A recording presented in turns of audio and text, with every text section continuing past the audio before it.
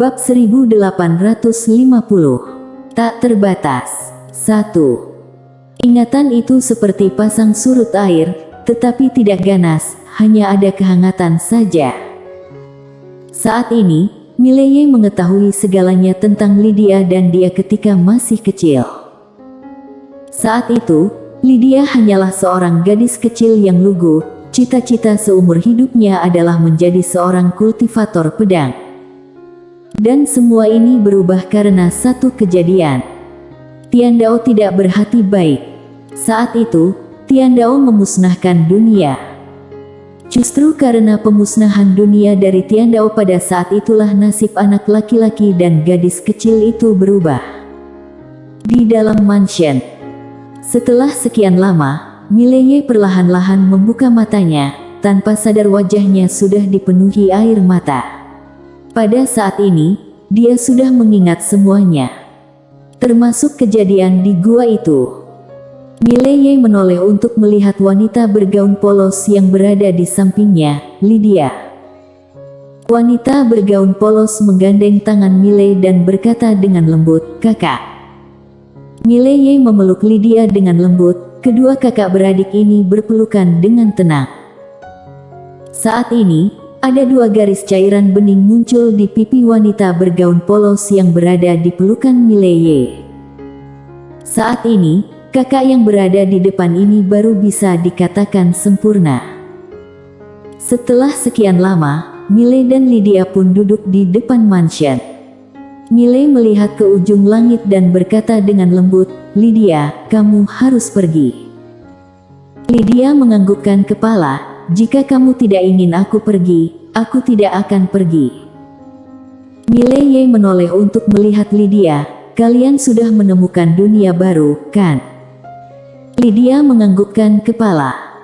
Mileye bertanya lagi, "Dunia baru itu bisa menarik minat kalian semua, pastinya sangat kuat, kan?"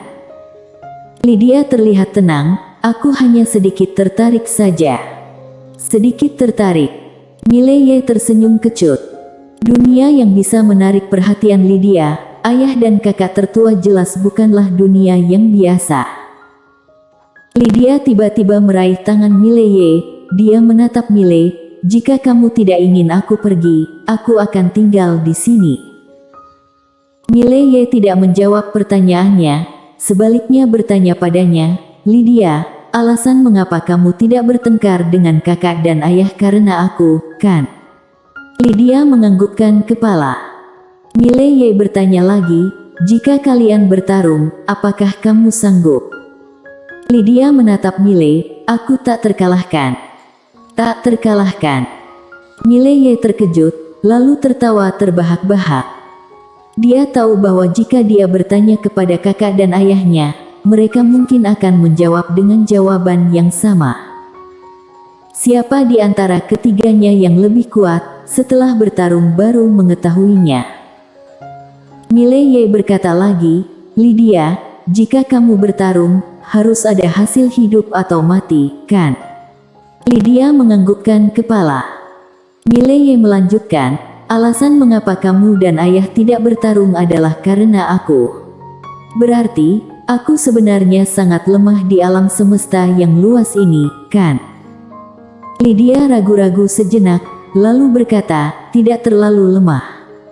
Mileye menggelengkan kepala dan tersenyum, hatinya terasa hangat. Dia telah menyadarinya. Kecuali dirinya sendiri, semua orang yang ada di dunia ini termasuk lemah di mata Lydia. Mileye menarik pikirannya, bersandar pada tangga batu yang berada di belakangnya, kemudian meletakkan tangannya di atas kepala dan berkata, "Lydia, kamu pergi saja." Lydia menatap Mileye. Mileye tersenyum dan berkata, "Ikut kamu dan ayah, aku tidak akan lebih kuat dari kalian." Lydia tidak berbicara. Mileye berdiri, menatapi matahari terbenam di langit yang jauh dan berkata sambil tersenyum, "Lydia, aku ingin menjadi orang lebih hebat dari kalian semua." Lydia menatap Mileye dan bertanya, "Kenapa?" Mileye tersenyum dan berkata, "Jika aku menjadi lebih hebat dari kalian, kalian tidak akan bertarung, dan tidak akan ada hasil hidup atau mati. Lydia terdiam. Miley menoleh untuk melihat Lydia, dan berkata sambil tersenyum, apakah kamu percaya padaku? Lydia menganggukkan kepala, percaya. Miley tertawa terbahak-bahak. Ini adalah pertama kalinya dia memiliki ide untuk melampaui Lydia mereka, karena dia tahu bahwa jika dia tidak melampaui mereka bertiga, maka mereka bertiga mungkin akan saling membunuh pada akhirnya.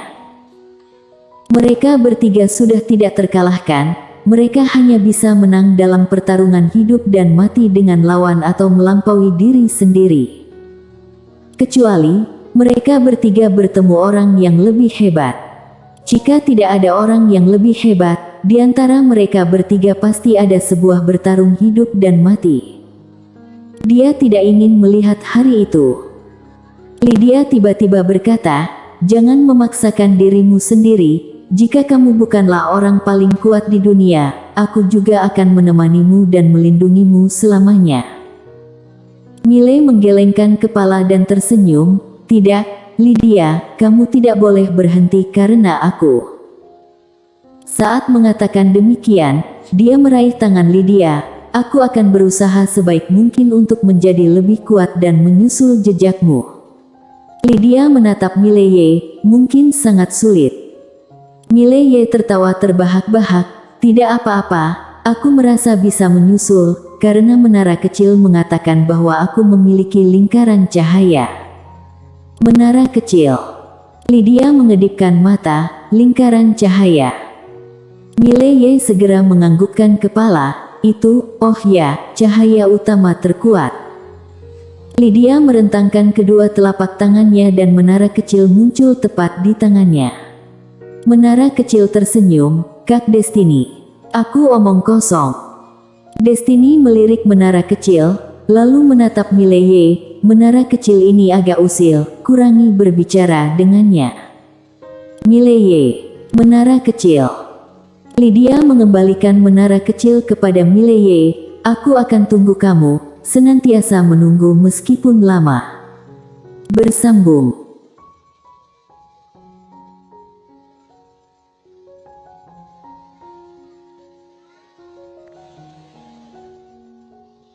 Bab 1851. Tak terbatas. 2. Miley tersenyum dan berkata, aku tidak akan membuat kalian menunggu lama. Lydia menganggukkan kepala, baik. Miley tiba-tiba berkata, Lydia, bisakah aku mengajukan beberapa pertanyaan padamu? Lydia mengangguk, oke. Miley segera bertanya, Lydia, jurus satu pedang menentukan hidup dan mati kamu itu fokus pada momentum pembunuh, kan? Lydia menganggukkan kepala, iya. Miley berkata dengan suara yang serius, berarti, semakin kuat momentum pembunuhan, maka kekuatannya semakin besar, kan? Lydia menggelengkan kepala, kamu hanya benar separuh. Miley menatap Lydia, kenapa? Lydia berkata, momentum pembunuhan terdiri dari dua bagian, yang pertama adalah niat pembunuhan. Dari niat pembunuhan ada hati pembunuhan, maka di dalam hati ada niat pembunuhan. Yang kedua adalah jiwa pembunuhan. Niat pembunuhan dan hati pembunuhan dapat berubah menjadi niat yang terkonsentrasi, yaitu jiwa pembunuhan, dan jiwa pembunuhan dapat mengumpulkan kekuatan.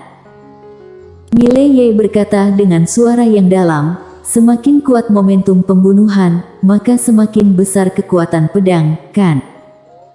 Lydia menggelengkan kepalanya lagi, bukan, niat pembunuhan. Semakin kuat niat pembunuhan, maka semakin kuat hati pembunuhan. Semakin kuat hati pembunuhan, maka semakin kuat jiwa pembunuhan, dan semakin kuat jiwa pembunuhan, maka momentum pembunuhan yang kental semakin kuat. Intinya adalah niat pembunuhan. Setelah mengatakan demikian, dia merentangkan telapak tangannya, dan pedang penerapan Taoisme muncul di tangannya. Lydia menatap Miley, apakah kamu tahu bagaimana membuat niat pembunuhan menjadi kuat? Mileye berkata dengan suara yang dalam, membunuh orang. Lydia menganggukkan kepala, membunuh satu orang disebut dosa, tetapi membantai 10.000 orang disebut pahlawan. Lalu, membantai 9 juta orang adalah pahlawan di antara para pahlawan. Semakin banyak orang yang kamu bunuh, maka semakin kuat niat pembunuhan. Mileye berkata dengan suara yang dalam, Lydia, niat pembunuhan bisa mencapai seberapa jauh? Lydia berkata, tak terbatas. Mileye tertegun, tak terbatas. Lydia menganggukkan kepala, selama aku mau, aku bisa membunuh 10.000 alam semesta dalam satu pikiran. Mileye. Menara kecil yang berada di samping Mileye langsung bersembunyi di dalam menara penjara alam. Kak Destiny benar-benar terlalu bahaya. Lydia menatap Mile, kamu sekarang berada di alam menaiki langit. Mileye menganggukkan kepala, iya. Lydia melambaikan tangan halusnya dengan lembut. Dalam sekejap, ratusan ribu sungai dimensi waktu muncul di sekelilingnya. Ketika melihat adegan ini, Mileye tertegun.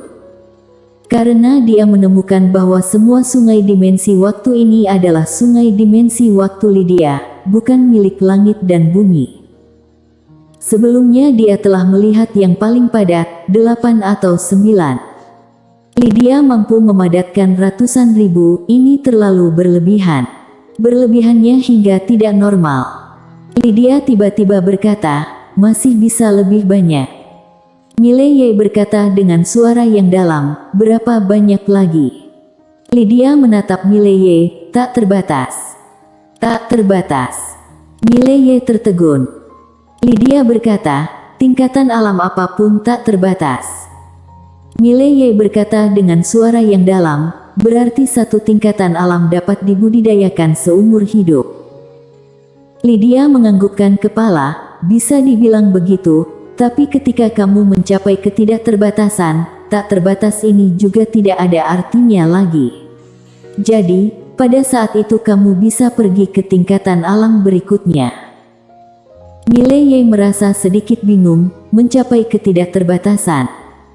Lydia menganggukkan kepala, pada saat ini, aku berada di alam menaiki langit. Alam menaiki langit dapat memadatkan dimensi waktu, dan aku mampu memadatkan dimensi waktu tanpa batas. Dalam hal ini, aku telah mencapai ketidakterbatasan, sehingga tingkatan alam ini tidak ada artinya bagiku. Mileye berkata dengan suara yang dalam, Lydia, selain kamu, apakah masih ada orang yang bisa mencapai tingkatan alam ketidakterbatasan? Lydia menggelengkan kepala, sejauh ini aku belum melihatnya. Mileye sedikit mengernyit, apakah orang yang menciptakan tingkatan alam ini juga tidak bisa? Lydia menatap Mileye, orang yang menciptakan alam menaiki langit ini kurang dari 1/100.000 dariku. Saat mengatakan itu, dia sedikit mengernyit dan berkata lagi, salah, orang ini mana bisa dibandingkan denganku. Mileye tercengang. Dia benar-benar tercengang. Lydia telah melampaui orang yang menciptakan tingkatan alam ini. Seberapa mengerikannya. Kali ini, Lydia berkata lagi, tingkatan alam sendiri memang memiliki banyak kekurangan. Mileye bertanya dengan tergesa-gesa, kekurangan. Lydia menganggukkan kepala, kekurangan pertama adalah orang dunia telah memadatkan dimensi waktu, tetapi orang-orang dunia tidak memiliki pemahaman menyeluruh tentang dimensi waktu yang disebutkan ini. Itu adalah esensi, dapat dikatakan bahwa banyak orang tidak mengetahui esensi waktu dan ruang waktu, mereka tidak pernah memahami esensi waktu dan ruang waktu. Jika dimensi waktu diringkas juga hanya permukaan saja, tidak nyata. Mileye berkata dengan suara yang serius, Lydia, apakah esensi dari waktu dan ruang waktu? Lydia berkata, ruang waktu adalah kelanjutan dari ruang hampa, dan ruang hampa itu tidak terbatas dan abadi. Kenapa tidak terbatas dan abadi? Di alam semesta yang ada, bisa mengartikan bahwa ruang hampa tidak memiliki batas dan ada selamanya. Mileye berkata dengan suara yang dalam, apakah tidak bisa menyingkirkan ruang hampa? Lydia melambaikan tangan halusnya dengan pelan, dan ruang hampa yang berada di sebelah kanannya langsung terhapus. Dia menunjuk ke tempat yang telah dilenyapkan. Sekarang ini apa? Mileye ragu-ragu sejenak dan menggelengkan kepala. Aku tidak tahu. Lydia berkata, masih ruang hampa. Hanya saja ini adalah ruang hampa setelah hancur, tapi esensinya masih ruang hampa. Jadi, di area alam semesta, ruang hampa ada selamanya. Mileye menatap Lydia, di bawah aturan alam semesta yang ada. Apa maksud Lydia? Masih ada alam semesta di luar. Lydia terdiam. Mileye bertanya dengan lembut, kenapa? Lydia berkata, Kak, mari kita bahas tentang hal-hal dalam aturan alam semesta yang ada. Jika bahas tentang hal lain, kamu mungkin tidak mengerti. Dan jika aku jelaskan, kamu mungkin akan bertanya dengan ratusan ribu mengapa. Mileye bersambung.